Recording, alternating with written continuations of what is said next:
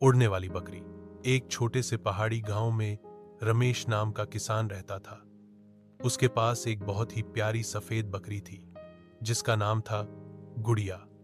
गुड़िया बाकी बकरियों से थोड़ी अलग थी, चंचल, शरारती और बहुत होशियार।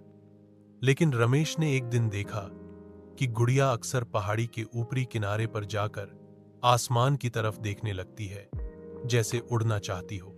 एक रात तेज आंधी आई और रमेश ने देखा कि उसकी गुड़िया बाड़े में नहीं है। घबराकर वह ढूंढने निकला। तभी उसने देखा आसमान में दो छोटी सी पंखों जैसी चीजें चमक रही हैं।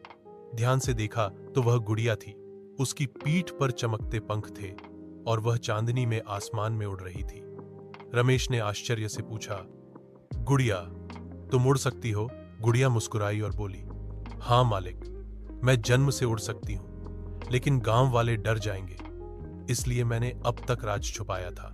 वह बोली, मैं रात को आसमान में जाकर तारों से बातें करती हूं, चांद के बगीचे में जाती हूं और कभी कभी बादलों में कूद कर खेलती हूं।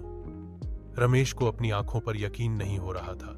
अगले दिन रमेश ने यह बात किसी को नहीं बताई, क्योंकि उसे लगा कि अगर गांव वाले जान गए तो गुड़िया की आजादी छिन जाएगी। वह बस हर रात चुपचाप गुड़िया को उड़ते देखता और मुस्कुराता। कहानी की सीख, हर जीव के भीतर कुछ अनोखी ताकत होती है।